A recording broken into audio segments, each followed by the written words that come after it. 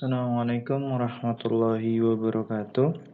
Baik, di pertemuan kita di sesi yang ketujuh ini, kita akan membahas aturan penulisan laporan ya. Jadi di pemantapan kemampuan profesional kita di akhir itu kan ada laporan ya, laporan penelitian tindakan kelas ya dengan desain penelitian tindakan kelas gitu.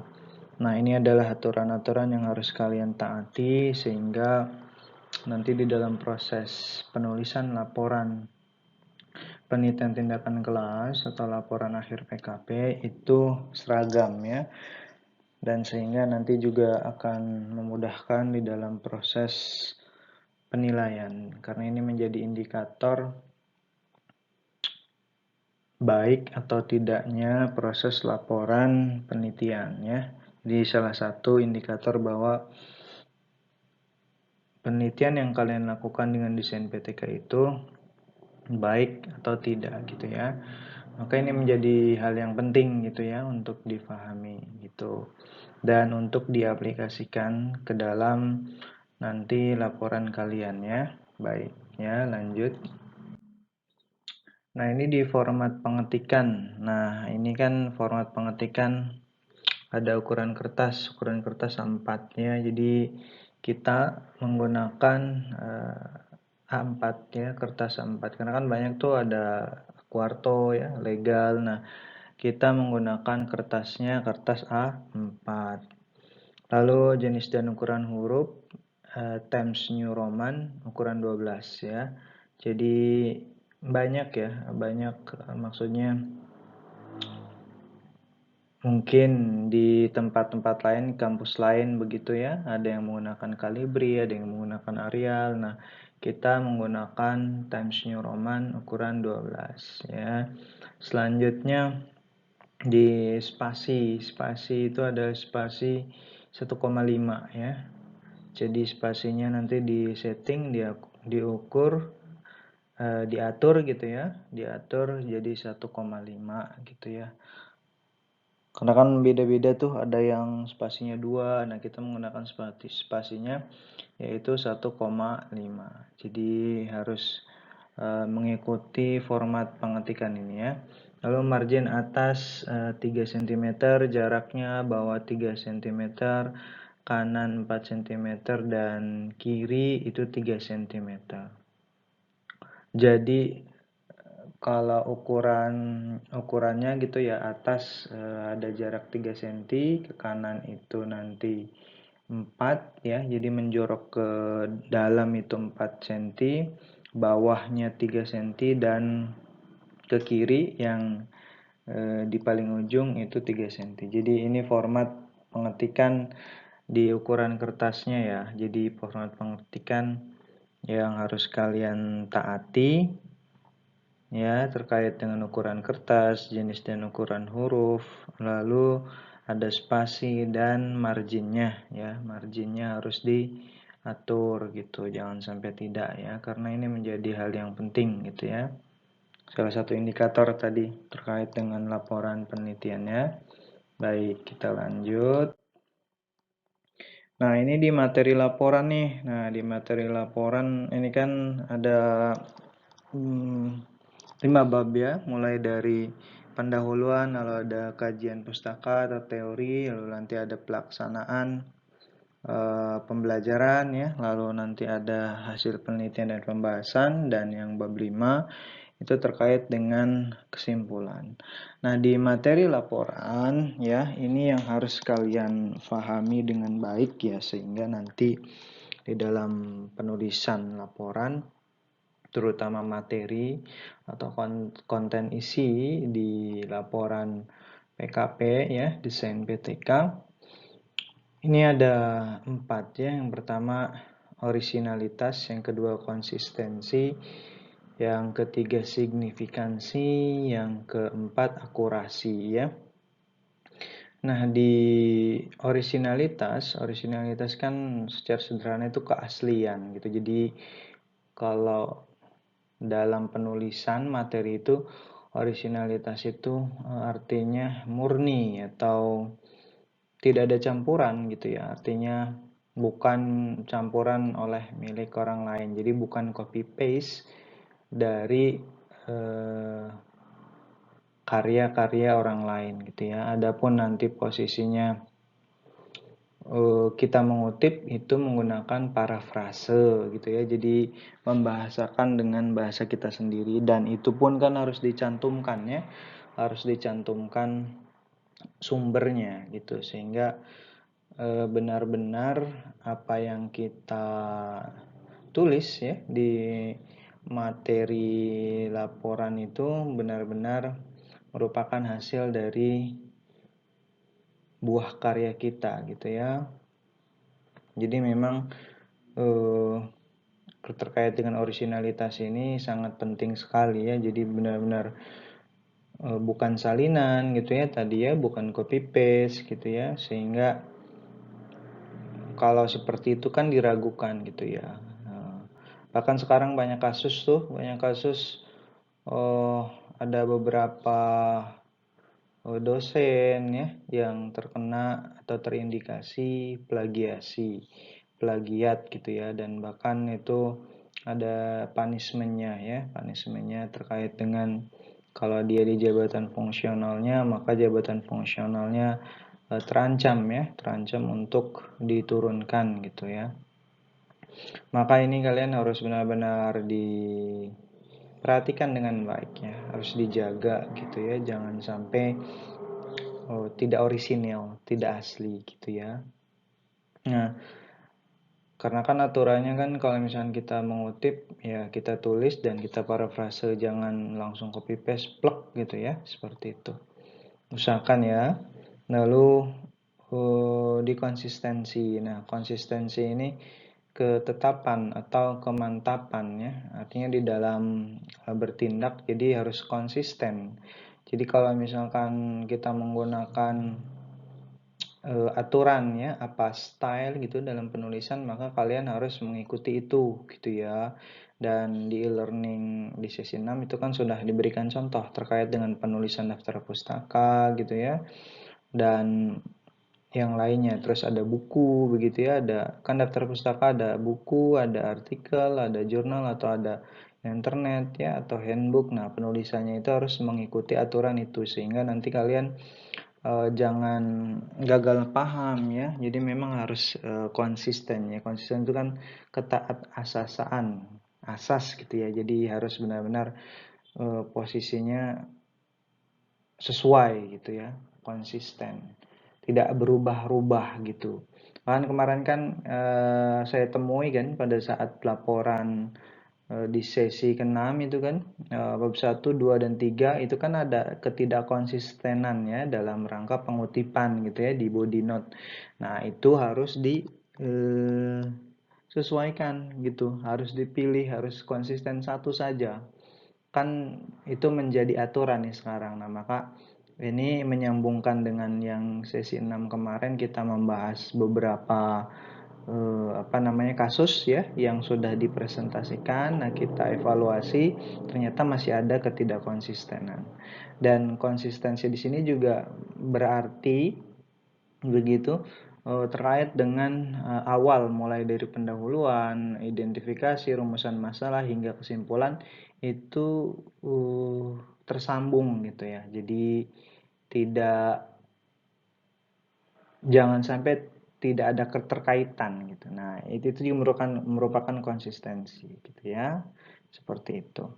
Nah, selanjutnya signifikansi. Nah, signifikansi ini maksudnya adalah pentingnya. Jadi maksudnya kalau misalkan kita menulis gitu kan, kita melakukan penelitian, signifikansinya apa nih?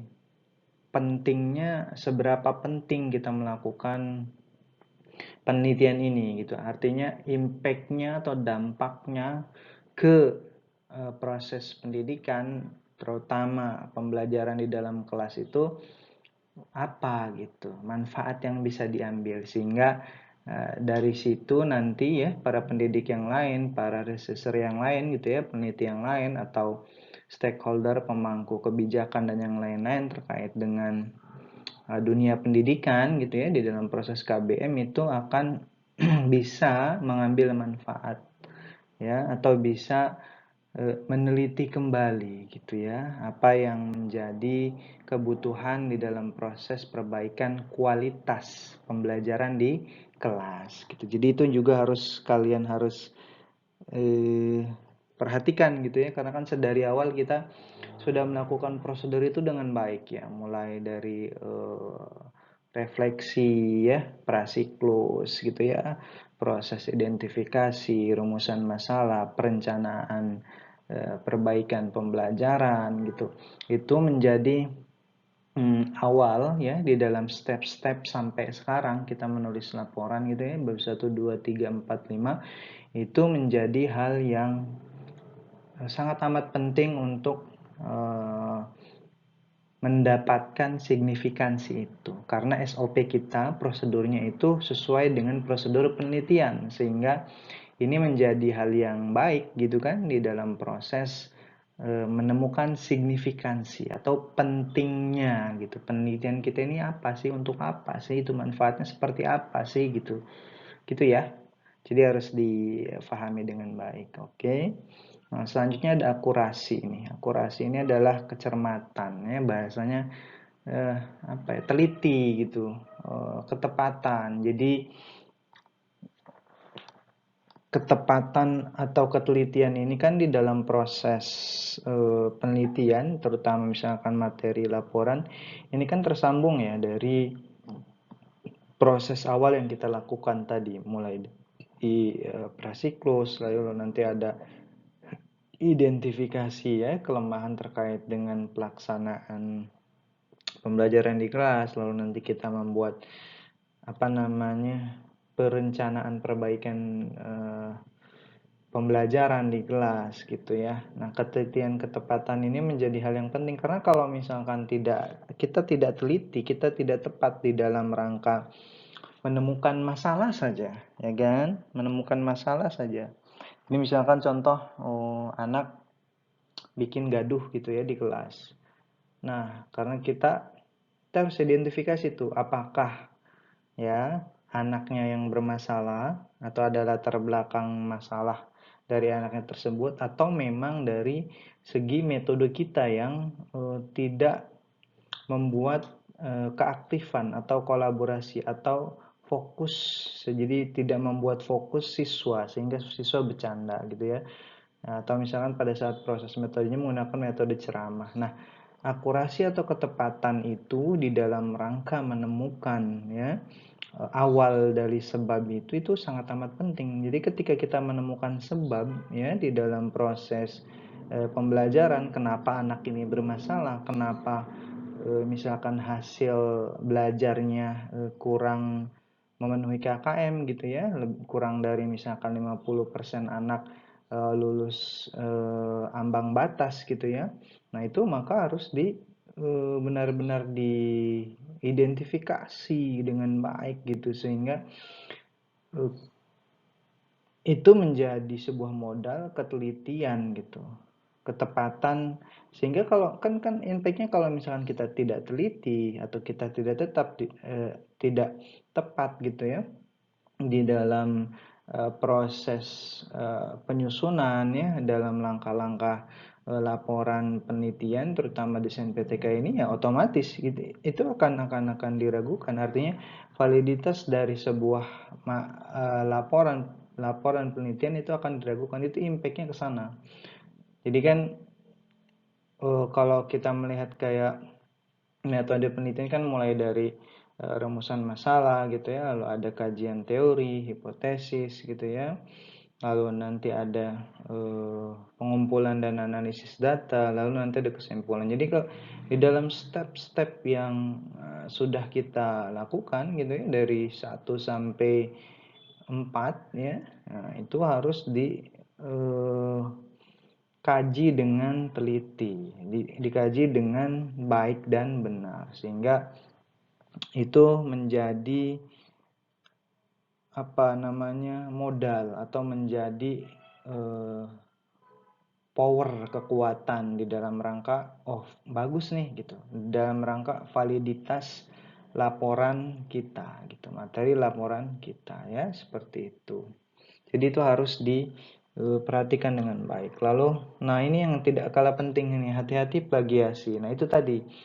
Jadi originalitas, konsistensi, signifikansi, akurasi ini merupakan langkah-langkah awal ya, atau langkah-langkah yang kita lakukan untuk menghindari plagiasi. Maka tadi saya sudah bilang di originalitas kita harus menggunakan parafrase gitu ya. Jangan sampai kita plek gitu ya, mengcopy paste gitu kata-kata atau definisi atau konsep atau teori yang ada di karya orang lain lalu kita ambil gitu, tetapi tanpa ada parafrase atau perubahan kata tanpa mengubah makna. Jadi itu ya, parafrase itu maksudnya seperti itu.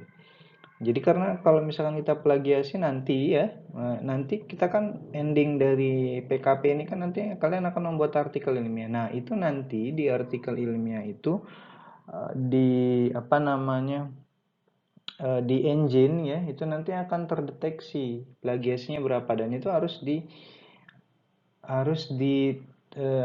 diturunkan atau lolos plagiasi biasanya 15 sampai 20%. Jadi kalau masih di atas itu boleh dikatakan keasliannya itu masih eh, diragukan atau ini tidak asli. Maka sedari awal kalau kita menulis laporan ya, terutama laporan penelitian, PTK dan yang lainnya gitu ya, ini desain PKP ini di mata kuliah PKP ini desain PTK, maka sedari awal kita harus benar-benar mengikuti langkah-langkah ini sehingga nanti pada saat akhirnya gitu ya, plagiasi itu boleh dikatakan tidak ada, bahkan gitu ya, bahkan tidak ada atau relatif kecil gitu ya, tingkat plagiasinya atau tingkat kesamaan antara artikel kalian yang dibuat dengan artikel yang sudah ada gitu ya, sudah jadi begitu ya. Nah itu harus diperhatikan dengan baik gitu ya. Oke, kita next ya. Nah ini ada ketepatan bahasa. Nah di bahasa gitu ya, ada ketepatan pilihan kata, istilah, lalu ada kejelasan, penggunaan bahasa formal, penggunaan ejaan yang benar. Nah, di ketepatan pilihan kata atau istilah ini harus sesuai ya. Jadi karena kalau kita menggunakan kata tidak tepat ya, atau istilah yang tidak tepat dalam proses penelitian laporan gitu ya, di laporan penulisan gitu, maka itu akan apa namanya, mengganggu atau bahasanya akan pembaca atau peneliti atau akademisi yang lain itu akan melihat, loh kok seperti ini gitu, ini nggak pas nih katanya gitu. Jadi kita juga harus melihat apa namanya, susunan yang katanya SPOK gitu ya, subjek, predikat, objek atau keterangan, atau minimal SPO gitu. Jadi sehingga tidak ada keambiguan gitu. Nah, keambiguan. Jadi nah di kejelasan ini sama tuh ya, maksudnya nyambung tadi ketika ya di dalam proses penggunaannya ya, kejelasan itu menjadi penting. Jadi ambigu. Nah, kejelasan itu kan struktur bahasanya masuk ke SPOK gitu.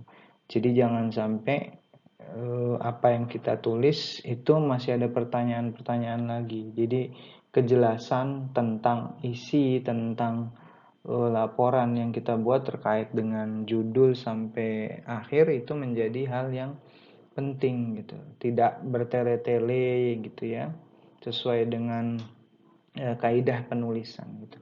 Nah, lalu penggunaan bahasa formal. Nah, penggunaan bahasa formal ini bahasa yang diakui ya, karena kita bahasa Indonesia yang menggunakan bahasa Indonesia atau bahasa baku gitu ya. Tidak menggunakan bahasa bebas, tidak menggunakan bahasa gaul, tidak menggunakan bahasa alay gitu ya. Nah, ini menjadi hal yang penting untuk diimplementasikan ya. Maka harus disesuaikan. Dan biasanya sih paling mungkin ketika kalian penggunaan bahasa formal ini yang ada tipe-tipe gitu ya. Nah, maka harus hati-hati juga di dalam penulisannya gitu ya. Nah, penggunaan ejaan yang benar. Nah, ini penggunaan ejaan yang benar kan kalau masih di era 45 itu kan ada tambahan ya, ejaannya masih ada. Berjuang berarti berjuange gitu, atau berjuang DJOEN gitu, ENG gitu ya. Nah itu juga harus diperhatikan. Jadi penggunaan ejaan, terus apa namanya, singkatan gitu. Nah singkatan juga posisinya harus yang baku. Jadi kalau misalkan itu baku dan umum digunakan boleh, tapi kalau misalkan itu belum baku atau digunakan oleh umum secara banyak atau formal itu, atau secara keumumannya sudah dipakai, sudah tahu nih orang-orang nih. Nah, misalkan penggunaan kata OCB gitu ya, Organizational Citizenship Behavior. Itu kalau ketika kita menggunakan ejaan OCB atau menyingkat itu, semua orang sudah mengerti dan paham gitu, maka itu dibolehkan. Tapi kalau misalkan tidak, maka harus ditulis semuanya gitu ya. Nah, itu menjadi hal yang pentingnya sehingga harus diperhatikan ya. Nah, oke ya, itu tadi aturan penulisan laporannya, sehingga nanti kalian harus dipatuhi ya.